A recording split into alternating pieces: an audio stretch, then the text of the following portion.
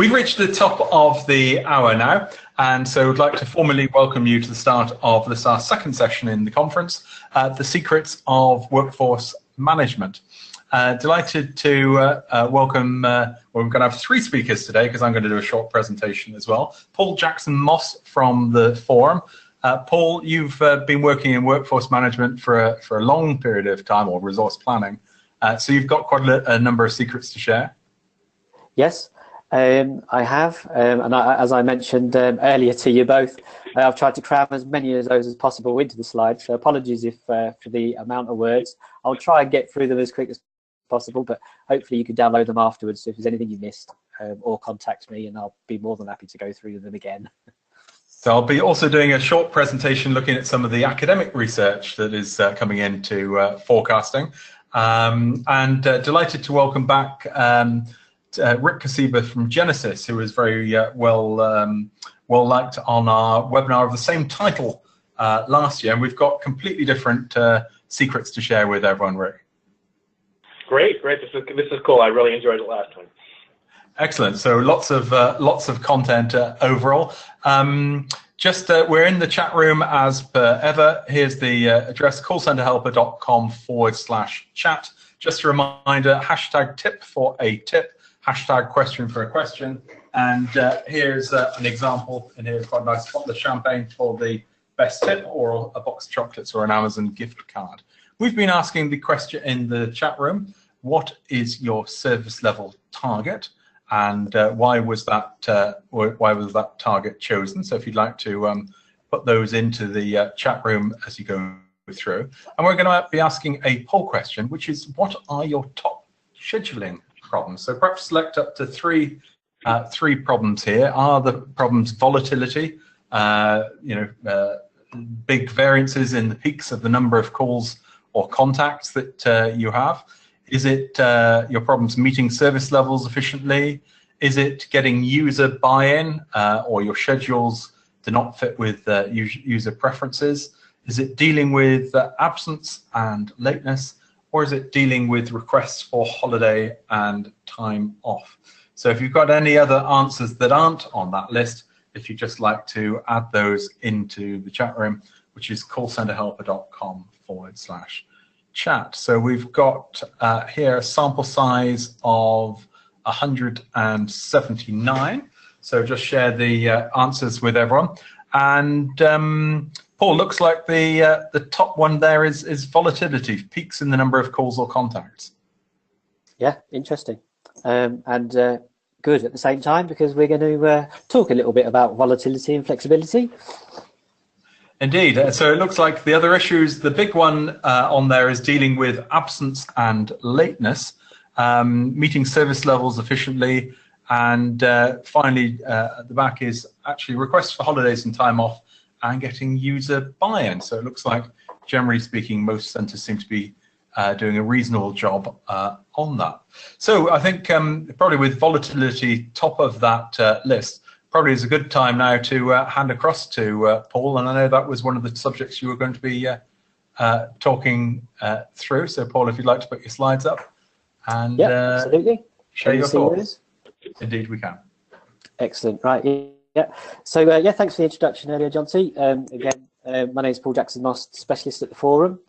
I have been a workforce management for quite some time, since the year 2000. Providing staffing solutions in finance, retail and insurance businesses. And I'm really pleased to be here today to share some of my experiences and secrets of workforce management. So at the November Planning Conference, the Forum announced for 2018 that our focus and best practice and new methods would be across 3 key learning pathways. So setting new best practice in analysis and forecasting, volatility and flexibility, operational effectiveness, where we create the right culture to learning and be proactive, all of which underpinned by best practice. So I'm going to have a look at the 3 main themes and just share some of my thinking with you. I'd also like to share some of the best-in-class characteristics we see from some of the leading organisations that take part in the Forum's standards benchmarking programme. So analysis and forecasting. So this is where forecasting needs to be analysis and forecasting. We need to develop analysis to identify themes, trends and interrelationships, use business insight on customer journey and behaviour to formulate a forecast, understand root cause to demand, and use scenario analysis to develop strategic plans. We need to have a deep understanding of our data and its limitations, review our forecast accuracy, understand what is achievable, agree with stakeholders' parameters and articulate the cost and people impact if you exceed them. So can you afford to achieve your metrics? Can you afford not to? Do you consistently over forecast your volume? And finally on here, we can't underestimate collaboration. The role of an analyst goes well beyond the numbers. The best forecasts are produced with an understanding of what in the business could affect your demand. Fundamental to this is engaging with stakeholders across operations, marketing, finance, risk, if you've got document processing departments, for example, and understanding what they need from the forecast and how you can help them. And finally on this slide, what's talked about quite a lot recently and is definitely moving at pace is artificial intelligence or machine learning, the use of robots. And this is being explored quite heavily across the contact center world, especially when it comes to sifting through large amounts of data. So some of my top tips on analysis and forecasting. So move away from siloed forecasts and clearly demonstrate the workflow impacts across different channel types.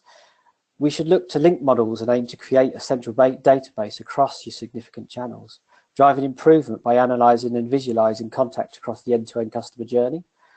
With a central model, you can introduce a robust governance, and if you make a change to one component, you should be able to see that impact across your network. Use driver-based forecasts with the ability to combine multiple drivers within the same model. By using one model, you can look for correlation between drivers, different contacts across your network to improve overall accuracy. I wonder how many of you have got forecast teams that actually will forecast for front office and back office separately. So again, it's just about trying to centralize some of that and setting up one model, one process that fits across all of your channels. So build on the strength and understanding of more established channels and apply those principles to back office, branch and retail, for example, and even in the field network. So to forecast activity in the back office and branch channels, think about the customer journey. Identify and map all component tasks associated to a process, their happy path and unhappy path, as well as intake. So you need to understand your work in progress and forecast backlogs at an individual task level, identify bottlenecks and plan accordingly. So on that note, over a 3-year period, I was involved in a transformation project in back office, and we saved £7 million just through the rationalisation of tasks, and making, becoming more efficient with regards to our workflow management. And when I say workflow management, just remember that it is a customer still. You need to understand that each task within that process is a customer. Identify opportunities to automate tasks. Technology in this space is moving at such a fast pace. At this year's Customer Strategy and Planning Conference in April, we have a back office workshop where you can hear from an organisation that deploys hundreds of robots to streamline process and activity. We've got a showcase presentation as well on automation of work allocation in back office to improve workflow management. So some great stuff there in the back office and sort of field area. So here's something that I quite like. It was asked of me recently, how do you go about producing a forecast if you've got no historical? So try a judgmental method, Delphi method. I'm hoping that's pronounced correctly. But essentially the aim of this is to produce a forecast from a consensus of experts, assemble a panel from relevant areas of the business, include operational stakeholders as well as marketing, finance and IT in that panel. You provide the key assumptions and ask them individually to produce a forecast and justification based on what they know. These are all then compiled and findings sent back to the panel for feedback. This could go through several iterations until a consensus is reached. A final forecast is then produced by aggregating the forecasts. So I find that could be quite useful. You probably find that a lot of you might do this without even realising that it's called the Delphi method. But I find it a great way of again, a collaborative approach to building a forecast, especially when you've got no data. So ask the right questions is one of my tips. You need to ask the right questions of your stakeholders, draw out business impacts, and draw your right conclusions from that data. Open questioning: what, why, when, how. So what information? Why do you need to do this? When is there activity that's going to have an impact, and how might you mitigate the risk? Okay, so like I mentioned, I wanted to share with you some of the, as well as some of my sort of tips from my experience, some best-in-class characteristics that we see from some of the leading organisations.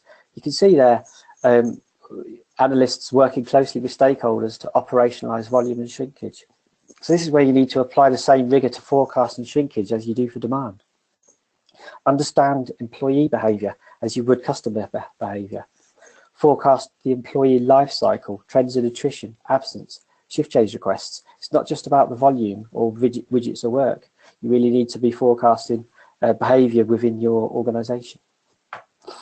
Planning needs to be involved in all areas of the business: inbound, outbound, back office, digital channels, your retail branches, providing that truly holistic view of the operation. So I've seen some excellent examples where organisations plan for branches, both a volume and a demand requirement. Essentially, you're taking the same principles, but you're analysing things like footfall, transaction data, transaction by demographic, employing standard unit time methodology to drive demand. By understanding contact behaviour across all the channels, activity could be more targeted, business could be more prepared, and I've seen where the holistic view has led to operating model redesign, campaign redesign, consolidation of channels, and self-service opportunity. So another characteristic is the ability to connect data from different systems, having a centralised data warehouse where you could really see the outcomes within that customer journey. Okay, you'll be glad that that's the slide that's got the most words on it. The next slides aren't so wordy. So moving on to volatility and flexibility that was mentioned, it's top of the list earlier. So this is where we need to anticipate how business volatility and impacted change will affect scheduling needs and colleague engagement. Understanding how volatility can affect forecast accuracy and business objectives. Understanding how volatility and flexibility will affect customer experience. Okay, so here's just a couple of graphs that I quite like. This is about knowing your volatility. So the top graph represents a department where volume volatility is quite significant. If you have a look on there, essentially what you've got is you've got a profile across the day, and this is a day. And you can see that if you were to use an average, it will be, there are a couple of peaks and troughs throughout that day. However, from one week to the next, the profile can have a significant change. You could be as high as over 10% at 11:15, or as low as just under 4% at 11 o'clock. So this is an area I did some analysis on because they were really struggling with managing the shifts, managing the shrinkage, maintaining performance. It could be quite easy to blame the forecaster for the cause of their issues. You can appreciate when it came to calculating demand and workload using the average profile, as indicated on there, if I use the 4-week average, for example, then scheduling activity into shifts more often than not wouldn't have gone to plan. So being able to just present this data to key stakeholders so that they could see for themselves why accuracy was so difficult to maintain, it meant we could start to think about different options. We found weekly volume. Whilst there was variance week on week, could be forecast with really good tolerance of accuracy, so we could get our weekly daily demand quite nicely. So what we had to do is we looked at what else could we do within this department to deal with this volatility and flexibility. So we looked at the non-voice activity to see how we could optimize the mix of workload. That involved multi-skilling agents between work types, reconfiguring call routing, reviewing outbound strategy, and in fact simplifying the shift strategy.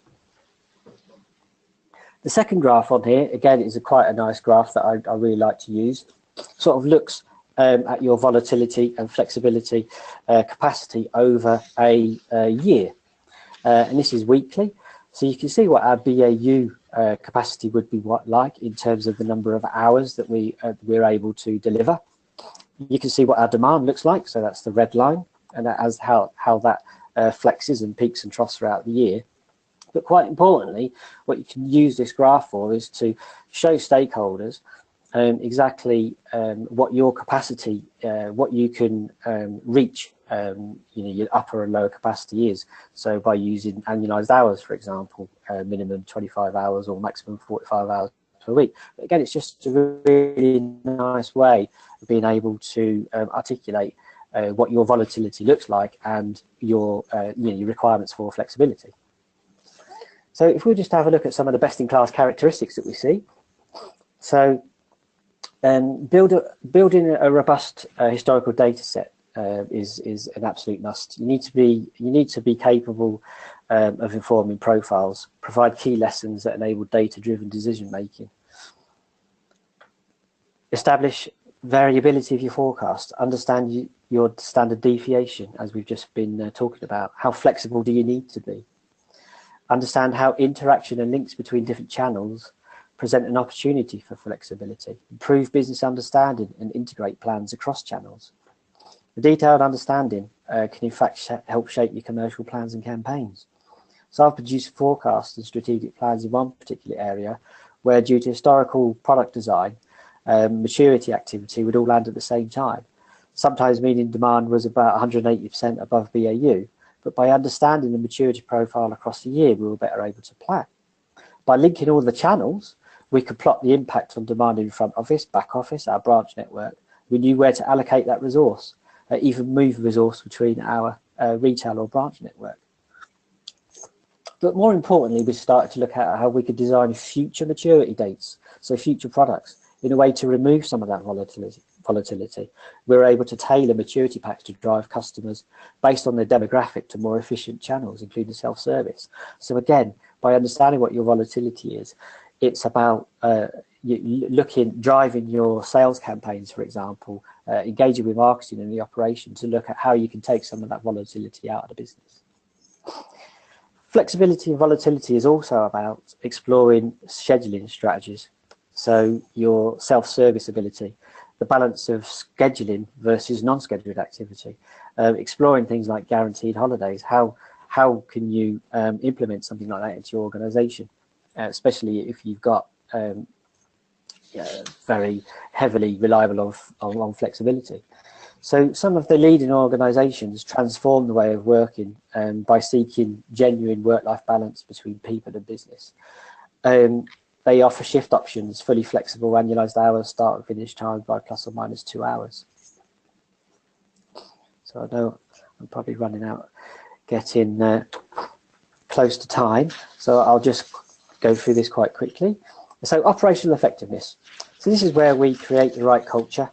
This is where we look for pre-agreed triggers for action. It's automation and analysis providing actionable insight. Effective communication driving learning and improvement. So what I've got here is I've got a table, because this operational effectiveness is about being proactive. So this is a table that kind of shows how you can show what your flexibility is over a certain time horizon. This is something a colleague and I developed to help with discussions at senior stakeholders meetings for business processing departments or back office department. It was particularly good for showing marketing how flexible we could be within a given time horizon and what our maximum capacity was when we wanted to alter their original plan. So, for example, acquire more business. It shows what the current average forecast is, what capacity in terms of units we could achieve dependent on levers used. Shows that we didn't just say no, it was a collaborative approach. We operationalised commercial plans. So again, I thought it was quite nice sharing with you. It's just a way to be able to go into those meetings and articulate. So this is what we could deliver today. If we were to pull these options, we were to reduce our shrinkage, we were to add some overtime, we would be able to achieve this capacity, and so on and so forth. But it's being armed with that, and being very proactive, with that information. So best-in-class characteristics for operational effectiveness. So some of the characteristics we see are fundamental to operational effectiveness is having pre-agreed plans. So the triggers and actions that I talked to you about with stakeholders. How do we optimize resource, workflow, and routing systems? It's more than just real time. The whole operation needs to understand key drivers of performance and productivity. Everyone needs to understand the impact of their own actions. So it's the ability to reforecast on the day and intra-week based on actual activity, allowing teams to be more proactive in their approach, plan and coordinate activity over coming days. So it's being proactive, not reactive, armed with tactical contingency plans that have been implemented and tested. Real-time teams working in partnership with the operation, using real-time information in a timely manner. So this is the use of wallboards, things like Tableau, get information to key people at the right time, not an hour later. So identify triggers and alerts and implement a consistent decision-making approach. So it's also able to explain how changes to key parameters affect performance. So things like service level, wait time, occupancy, generate opportunities for improving performance. We were talking about it quite early on around the different service levels that there are. Okay, so in conclusion, analysis and understanding of our customer, along with the volatility of our workloads, can help create the right contact and flexibility strategy to become more operational effectiveness. And just to finish on this slide, all of which is underpinned by continuous improvement and seeking out best practice. And finally, before I go, I just wanted to quickly give you a tip on a pitfall to avoid. Often I find that there can be a disconnect between our monthly budget plans and more granular demand models. So staffing calculations at a monthly level, I don't think are sensitive enough, even if you're using an average hour Erlang model, especially if you want to assess an initiative or change. So if you can, I prefer to build my budget model back up from an interval level, using average profiles and running those weeks through an Erlang calculator or a workforce management tool if you've got it. This lends itself to far greater level of accuracy, especially when overlaying initiatives or impacts in your budget model. Okay, so thanks for listening. I just wanted to let you know that we do have our customer strategy and planning conference coming up in Harrogate in April, where you'll be able to hear and see a lot more of what I've been talking about in a lot more detail, and some of the workshops that cover a lot of the topics that I've just mentioned, especially the emergence of AI. Okay, so that's me done. Thank you very much for listening. If you've got any questions, then please just drop me a note, paul.jackson-moss@theforum.social. Thank you very much for listening. And I'm aware I've gone through that quite quickly, so again, apologies. If you need any more information from me, please get in contact. Paul, thank you very much indeed for that. I think some very good takeaways there. If you have minimal data and you need to forecast, then certainly worth having a look at the Delphi method. So sounds like a very good one there.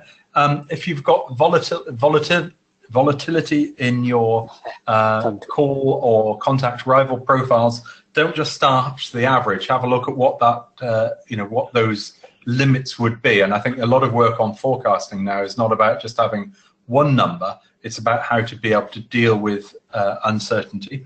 And good approach there. Explain to marketing where your capacity is and where your capacity isn't, so that perhaps instead of doing a massive marketing campaign, it could be staggered across a number of weeks to make sure it ties in with capacity.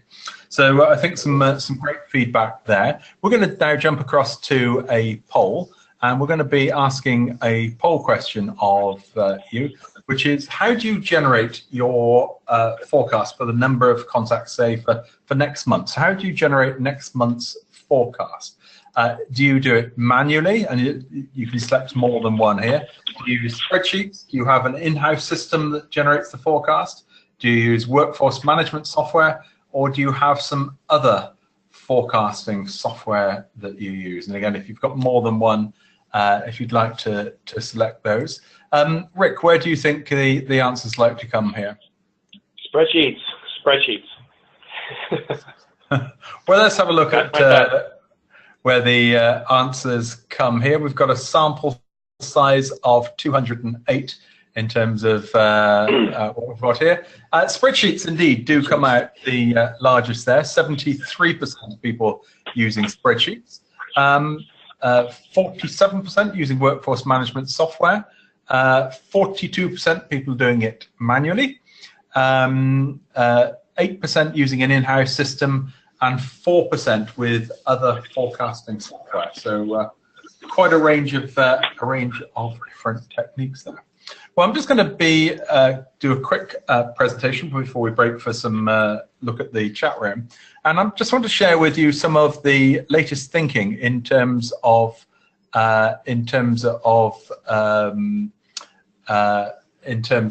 forecasting techniques.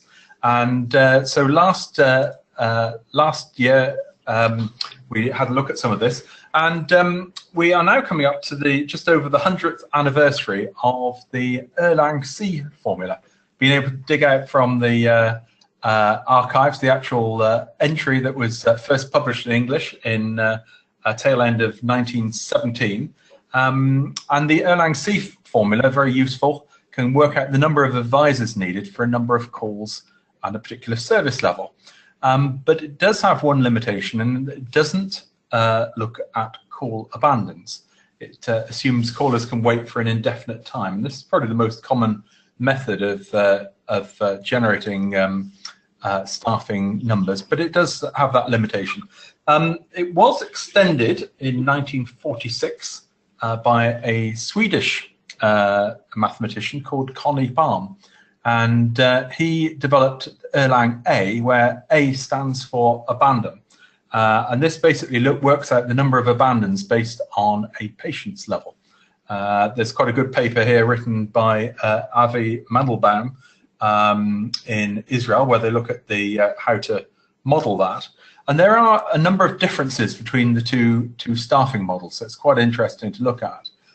One of the things that with the Erlang-C formula is if you look at where service levels start to, staffing levels start to fall, you see that the service level, the average waiting time, goes up very dramatically in terms of when you're understaffed. But with the Erlang-C model, as people hang up and leave the queue, you actually create space for other people who are prepared to wait longer. So you start to see a bit of a difference there between how you deal with waiting time. So it's well worth having a look at the Erlang-A formula. I think people tend to use Erlang-C as it tends to be more conservative on staff numbers. And I know, Rick, you're going to be talking on this a little bit later, looking at the different techniques. Just wanted to highlight to people that. We have built that into the Erlang calculator as a hybrid model, if you want to look at abandoned call rates, where we tend to use Erlang-C for number of staff used, and then have got an extra column in for the abandon rate. And it's quite interesting here, looking at how many agents you've got, what the effect on the abandon rate is. So if you're dealing with volatility, that's quite a useful tool to have a look at. Some of the latest techniques for call center forecasting. In the last webinar that we did on this same topic, we looked at the most common method, which is triple exponential smoothing, or the Holt-Winters method. We also looked at ARIMA. I'm not going to talk on those today, but you can have a look at that in this link at the bottom of the page, the Secrets of WFM, the webinar. But there are two new methods that are coming through in the academic papers. And the first is neural networks, or artificial intelligence, as Paul talked about earlier. Quite interesting, neural networks seem to be quite a way off on being able to generate a forecast. And one of the big reasons for that is they seem to be particularly bad at identifying trends in its current state, but they do look to be very good at being able to spot outliers. This is where you have periods where you need to cleanse your data. You might have a call peak, you might have some volatility, or you may have some period where perhaps your information system wasn't generating data. So neural networks can work quite well in that space. And if you want to have a look at some of the latest techniques, there's a couple of universities doing work on that, one at Coventry and one at Lancaster, and we have the link here if you want to read up on that. And perhaps one of the most exciting techniques now coming through is a technique called multiple temporal aggregation, or MTA. And that's where you look at the multiple seasonality of different techniques. So for instance, you combine forecasts for both quarterly, yearly, monthly, weekly, and hourly data to generate a forecast. I'm not going to go into it in great detail, but at its simplest level, for instance, one of the things that you can do with multiple temporal aggregation is you look at, for instance, if you want to look at the overall trend, you take the average for the first year and the average for the second year, and that takes out all this sort of volatility. And if you like, you take the difference between those two averages, if you had 2 years worth of data, and then based on that, that puts you then with the overall trend for the following year. And then you combine that yearly trend with quarterly, monthly, weekly, and hourly, and then that will generate as a trend as you go through. I'm not going to go through in any great detail on there. We've got some articles in Call Center Helper, but if you are doing work on forecasting, that is well worth having a look at. Okay, we're going to jump through to the chat room and see what's been happening through in the chat room overall. And we've got a question that's been sent in by Cam saying, is it possible to configure a service level agreement to convert a 90% a percentage of calls answered with a 10% abandon rate? Rick, I don't know if you've got any thoughts on this. So is it 90% percentage calls answered in total? Is it possible to configure a service level? Yeah, of course. You can configure a service level. What you do is you plot the two together. So you'd say at different service levels, what is my abandonment rate, or what is my what's the flip side of that is calls answered, and each one will, in your operation, it will correspond to a specific abandonment rate. So a service level of 80/20 could correspond to a 6% abandonment rate in your contact center. And then what you would do is you would use that 80/20 if your goal is 6% abandons. I think that's I'm answering the question. Shanti, am I right? Yeah, I think that would tie in very nicely. We also had a question that's come in from Cherie there, who says, is there any industry standards for forecast variance, and what tends to be the most realistic or important KPI as a forecaster? Paul, I don't know if you've got any thoughts on that. Yeah, I mean, it's like I said, hopefully, earlier, was it depends. You need to understand, what your variability is to understand what is possible in terms of your forecast variance. So I don't think you can just look at an industry standard. And people talk about plus or minus 10% or plus or minus 5%, the number of percentage of days within service. But I think it still needs to be unique to what is achievable for you as a business. And like I said as well, is what you can afford. So can you afford to be have a forecast variance of 20% or 80% accurate? Because that might cost you a lot of money to be 20% inaccurate. So again, it goes to I think you need to look at what you can achieve within your business. Indeed, and certainly one of the things you've got to watch on forecast variance is trying to measure it averaged over too long a period. So, for instance, if I take a week and I've said we had 2,000 calls on a Monday and no other calls for the rest of the week, and at the end of the week we took 2,000 calls, I'd be 100% on target, but off on all 5 days. So one of the techniques is to measure it by interval, not by aggregate. And look at a technique called MAPE, mean absolute percentage error. So MAPA. So that's well worth a Google search on that. Let's have another question through. Emily says, where do I go to get support with building forecasting? I'm pretty new to that. Well, there's an article on Call Center Helper called How to Forecast the Number of Staff Required. So that's probably a good place to have a look on that. Albert, that's an interesting question, Rick. What's the best forecasting methodology to use if you're in the outbound environment? Well, that's what's interesting. It isn't a forecasting method that you should be worried about. It's really what you're forecasting. So, for example, if you're an outbound collections company, for example, what you would be forecasting is your outbound list size. So you really want to know how many people would be in your population of folks that you could call. And then the purpose of scheduling is to figure out the schedules that maximize the number of contacts that you have.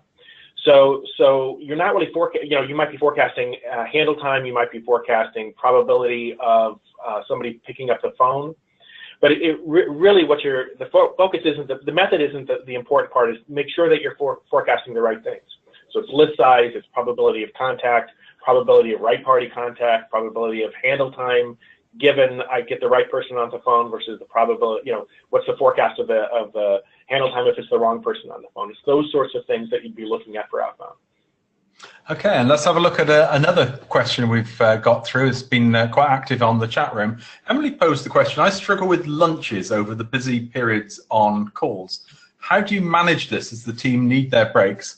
And this is where we lose a lot of our graded service. And we've had a few responses into that. Richard said we have different shifts with different start times that work with the forecast, so that lunch is full at staggered times. There's no drops in service level. And Melita said we've tried offering breaks and lunches in different order. So instead of break, lunch, break, we've offered lunch, break, break, or break, break, lunch. And that's helped to spread out lunches across the day. Paul, I don't know if you've got any other thoughts about how to deal, particularly if the call peak comes at lunchtime?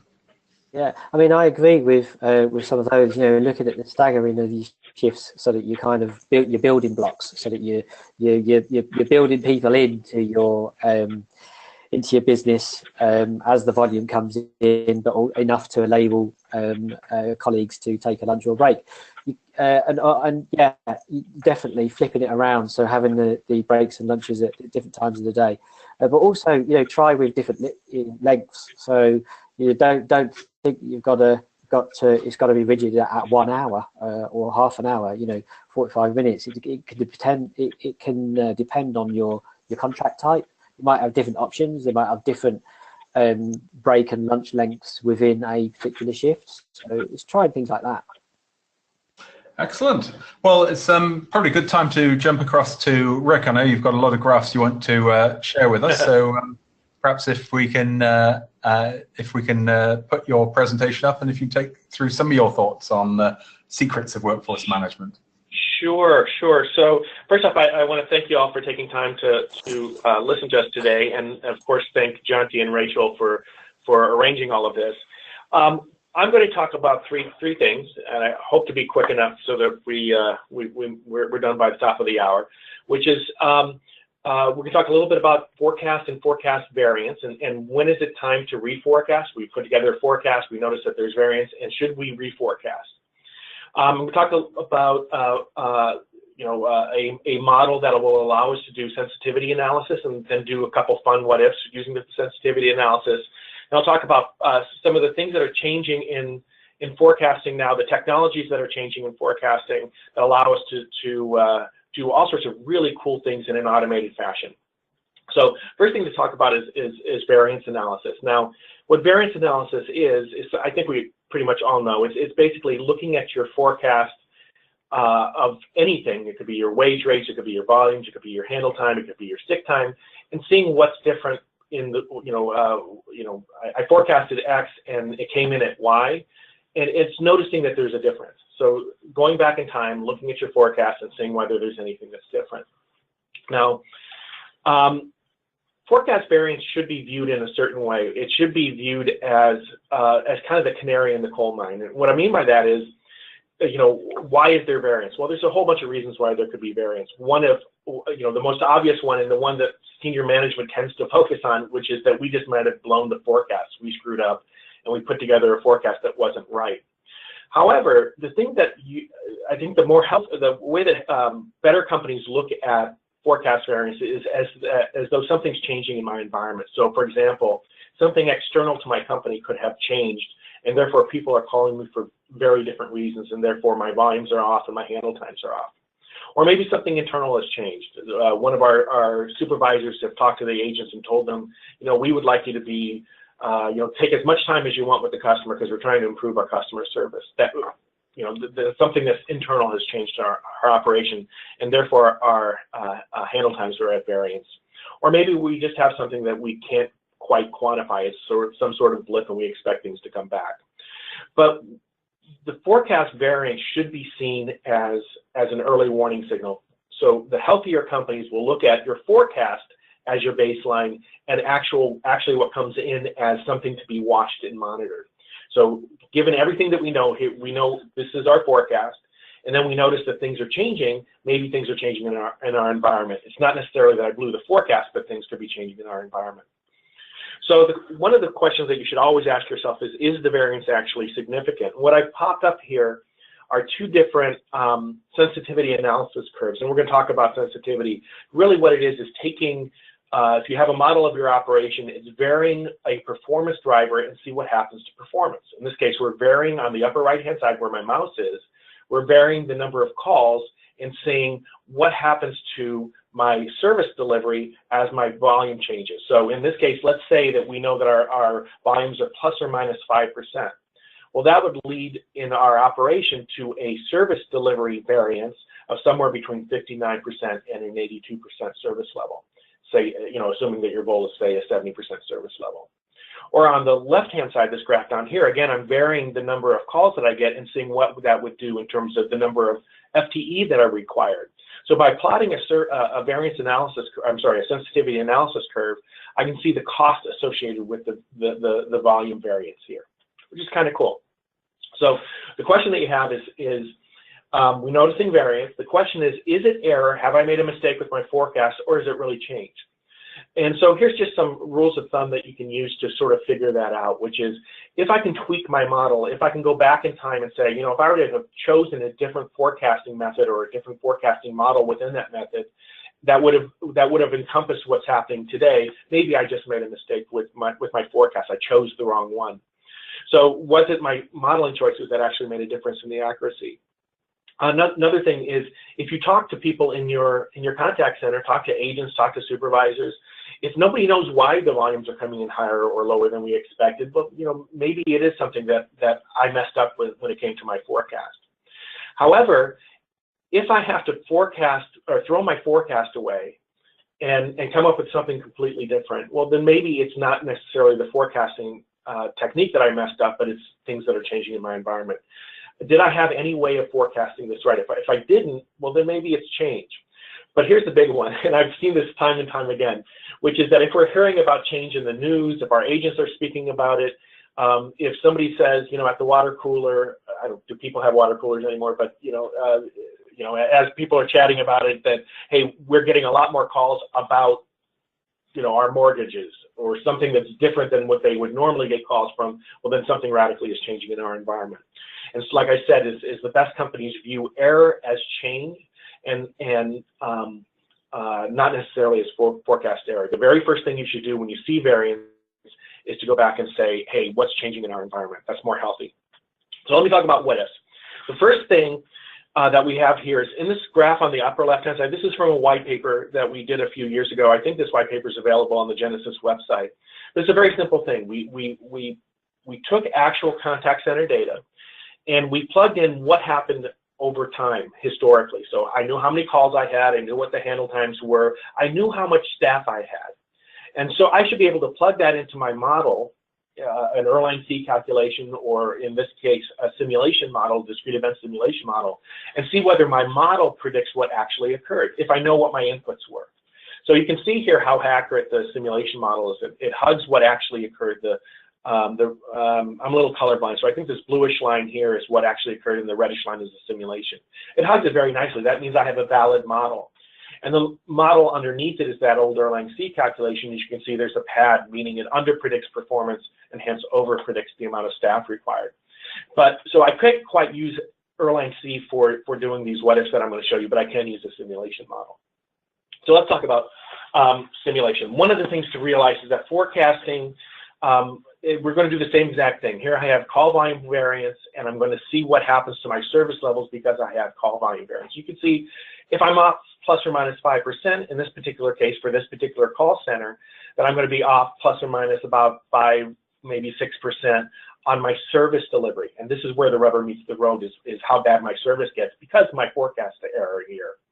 But I want to show you something else, and Paul actually mentioned this earlier too, which is it's very important to get your shrinkage right.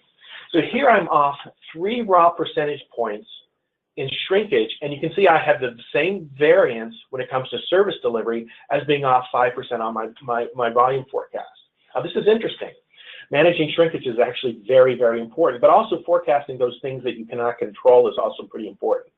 So if I could get my shrinkage forecast just a little bit better, then you'll see that the window of service delivery is also going to close a little bit, and you're going to have more consistent service delivery. So one of the things I love showing folks is that getting shrinkage right is actually as important as getting volume forecasts right. Okay, so I'm going to do a what if. What happens if I'm sorry, I'm going really fast too. What happens if our current goal is a 70-20 and some consultant comes in and says, you know what, we want to be the premium brand and we're going to bring our volume forecast, or I'm sorry, our service level goes up to 90-20. So how do you go about analyzing whether this is a good idea? Well, let's walk through it. And we're going to use the same sensitivity analysis. In this case, I'm varying my staff, and I'm seeing what that does to my service level. And I was getting a 70% service level, but I would need to add 22 agents to bring me up to 90%. So I can see what the cost is associated with having a higher or lower service standard. And again, we're staffing and seeing what happens to my service level on the y-axis here. That's how you can draw this graph here using your model. In this case, we're using that simulation model. Now, what I'm plotting here is my service level by adding people and seeing what effect it has on occupancy. So we know it's going to cost us 22 people. We're also going to see their occupancy drop by 4% because I'm going to go from a 70 to a 90% service level. That just says, prepare management that when we go to a 90% service level, our occupancy is going to be lower. I can also look at service level. I'm going to go from a 70 to a 90 and see what happens to my abandonment rate. You can see that your abandonment rate is also going to decrease in this particular case by 2%. So from 3% abandonment rate down to a 1% abandonment rate. And so the point of all of this is to show you how cool it is to actually be able to provide these graphs to senior management so you can show them the repercussions of whatever decision they're thinking about making. Okay, let's talk about service level versus cost per call. You can see that in order to go from a 70% service level to a 90% service level, what we're going to do is we're going to increase our calls by 20, in this case, dollars, 26 cents per call. Okay, so we know what the cost is. Now, this is a sales center, and this is one of my favorite graphs that I've seen in call centers, which is I'm going to change my service level by adding staff. I'm keeping track at each service level change and each staffing change of both the cost of my agents and the additional revenue that I can predict, or that I can expect. Now, the reason we can do this is because the simulation model accurately predicts abandonment rates. What you can see is that if I were to go from a 70% service level to a 90% service level, my agents, my additional agents, those 22 agents, wouldn't actually pay for themselves in terms of additional revenue. You can see that this is a bad idea because it means that I'm going to lose money, and in this particular case, $15,000 per week, because the agents aren't going to answer enough calls to pay for themselves. Now, if I was on the left-hand side of this curve, it says that I could add more agents and I would make more money. But this is called a marginal profit curve, and you can use simulation modeling and sensitivity analysis to actually provide something like this, which is kind of cool. So this is a great way of demonstrating here are the repercussions of the decision that we're trying to make. Now, it could very well be that your head of customer support or customer service says, you know what, I'm willing to eat that $15,000 of lost profit every week because we are a premium brand and it's worth it. But at least we're showing them the repercussions of this. Okay, I want to show you, I'm going to slightly turn to I'm going to slide into a commercial. But what I want to show you is some of the things that are happening when it comes to forecasting. This is something that we're finishing up building right now. As a matter of fact, it's going to go live in a week or so. But I have noticed that there are other companies that are building tools like this, and these are things that if you had a little bit of time and money, you could actually build yourself. What this is a process for automating forecasting. And so Jonty was talking about some of these steps earlier, but there's no reason why none of this, that all of the steps associated with forecasting can't be automated. So what we're building, and like I said, I've seen other folks start advertising that they're coming out with things like this, is a time series forecasting forecasting system. And really what it does is it takes time series data, any time series data, it could be volumes or handle time or sick time or attrition or anything else that you'd want to forecast going forward, in kind of a long-term forecast or short-term forecast. And what it's going to do is automatically use statistical methods to figure out, if I send up a data stream, I'm going to take data from, in this case, our planning system, send it up into the cloud, and what it's going to do is it's going to look at that data and see whether there's outliers. And by outliers, I mean a couple things. One is missing data. If it's missing data, it'll go ahead and fill that data in using a statistically appropriate data point. If it notices outliers, meaning data points that are outside, things that we expect are out of the norm, it can chop that off and automatically smooth it out. Or if it notices bumps in the forecast that seem to be short-term sort of changes in our environment, again, it can smooth this out for forecasting purposes. Then what it's going to do is it's going to send it to another part of the system, which is going to look at that data, and it's going to say, do I notice a trend? Do I notice seasonality? Do I notice whether the forecast is static? And it's going to describe the data. And then what it's going to do is, based upon the description, it's going to go through and choose a whole bunch of different methods. John T was talking about ARIMA and this multiple temporal aggregation. We actually do that too. Various flavors of Holt winners and a whole bunch of different methods that we can use for forecast. But we're going to choose the appropriate ones. And then what we're going to do is we're going to open up the cloud. So this is forecasting in the cloud, right? And we're going to open it up so that I'm going to go through, let's say we choose a Holt winners method. It has an alpha, a beta, a gamma. We're going to go through most of the different parameters that it could, almost an all-to-all sort of search within the Holt winners forecasting method. And it's going to go through a whole bunch of them. And then it's going to go to the next Holt winners. Then it's going to go to an ARIMA. Then it's going to go to your multiple temporal aggregation. It's going to do all of these things so that it can come up with a forecast. And then it's going to choose the best one of the 700,000 that it evaluated and bring that back down so that people can build forecasts. So in effect, what we're doing is we're doing all of the work that a statistician would do when building a forecast. And so that the drudgery part of the work can go away, and we can focus instead on what's happening in our environment. What are the repercussions of this scenario? Senior management is telling me we're going to buy a company, so I'm going to use this as the base forecast, and then I'm going to have to play with it and do some, Delphi forecasting on data that on things that we don't have data on. So basically, what we're doing is just automating the forecasting process. Now, the next thing here is I just did this is our paid commercial here. It's actually not paid. We do have a system that does forecasting. We'll build requirements. We'll put together capacity plans and then put together budgets. And it does it really, really fast. Automatically forecast, figure out exactly how many people I need, automatically come up with hiring and overtime plans, and then turn it into a budget. It's called Decisions. And we would love to show it to you. If anybody is interested, please tell Jonty, and we would love to demo it for you. Jonty, I'm done. Okay, thank you very much for that, Rick. Some very good food for thought there. Certainly, very interesting. What happens when things change in the environment? Is it, or if you see things doing differently, is it a mistake in your forecast? Is it a mistake in your model? Or has something changed? And I think simulation's got a role for there. Forecasting shrinkage, I thought was very, very interesting, because I see a lot of places that just use one standard shrinkage number across the year, and it does change by certainly by month, and probably changes by day, even by hour, and has a lot of impact on when you staff meetings and the like. And I thought some very interesting things about automating the forecast and detecting different patterns emerging. So some great things there. Let's have a look at some of the tips that are coming through from the tip room, chat room. Debbie says, "What is the best methodology to forecast live chat?" Paul, is live chat any different from any other contact type? To be honest, I've not done a lot of forecasting for live chat. I can't. I would imagine that the chat would still be driven by an event or instance. So as long as you can use your historical data to look at, so when is that event or when is an activity generated volume through the live chat channel in the past, I'm sure you could probably look at how you could sort of take that forward I don't know if that answers it, but I can certainly see if I can get a better answer if needed.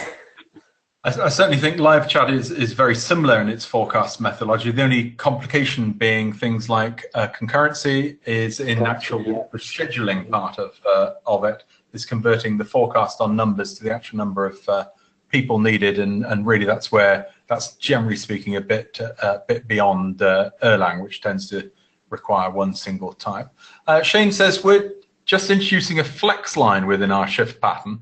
This will allow the planning team to flex shift times by an hour either way, which can save on overtime. Any thoughts on that, Rick? Sure, I think it's a great step. It's a great step. In the U.S., we don't have those issues. We can flex people up and down, any time.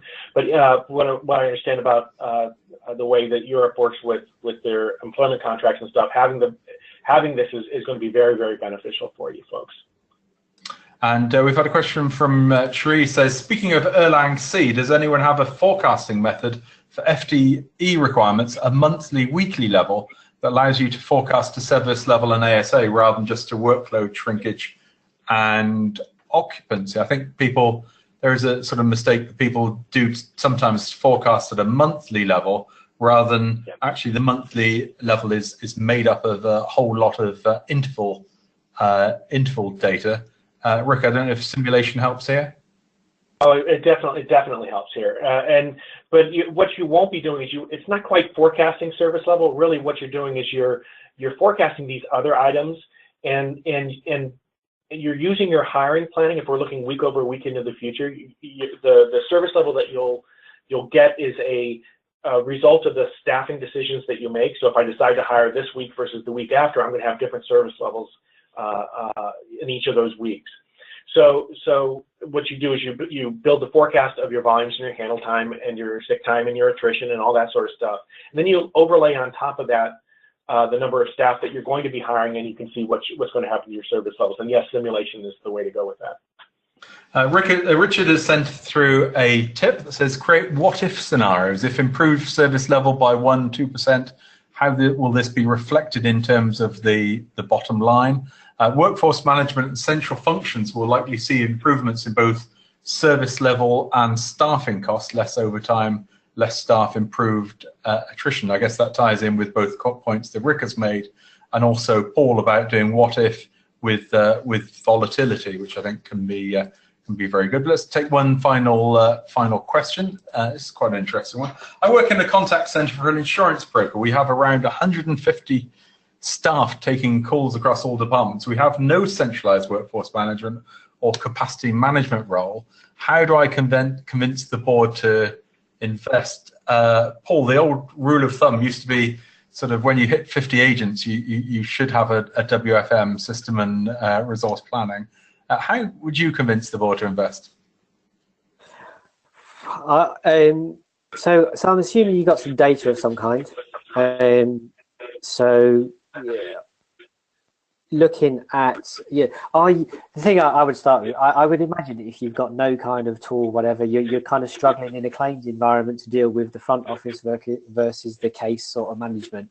So it's being able to say that in order to optimize the way that we can schedule both of these activities and meet our service from a call point of view and deal with our claims in a timely manner, the best way to do that is by investing in some kind of tool that will assist in the automation or optimization of that activity. But it comes down to, I suppose, what you're going to be presenting to the board to invest, the improvement that you're receiving in service level. Rick, we've got about 30 seconds left before we need to close down the webinar. Any answers on a postcard from you? On this, the other thing that I would add is simply there's always an ROI to automating and optimizing schedules, and so long as there's seasonality and or different call patterns, you'll save money, 5%, 10% of agent hours or so. Indeed. Well, thank you very much for that. I think it's looking at the individual data on there. So our winning tip for today comes from Richard, Richard says, we use annualized hours alongside a rotational shift pattern. You then use the annual hours staff to plug the gaps during peak times, is a good way of averaging about months. So if you'd like to fill in the survey as you leave the webinar, would be great. We're going to be back in an hour's time. And if you'd like to have a demonstration of the Genesis contact center planning software, the decision software that Rick's talked about, if you'd like to leave that in the survey box, we can certainly arrange that for you. Just to let you know that we're going to be back in 1 hour from now, where we're going to be looking at how to turn around a poor customer service, a poor customer experience. And just like to say thank you to our two speakers on this middle session. Thank you to Paul Jackson-Moss from the forum. Thank you very much. Thanks for having me. And thank you to Rick Kasiba from Genesis. Of course, thank you. And it's been fun. It's been really fun. Yeah, it has been fun, and we'll have more fun in an hour's time when we're going to be looking about how to turn around a poor customer experience. Thanks very much, and see you in an hour. Bye-bye.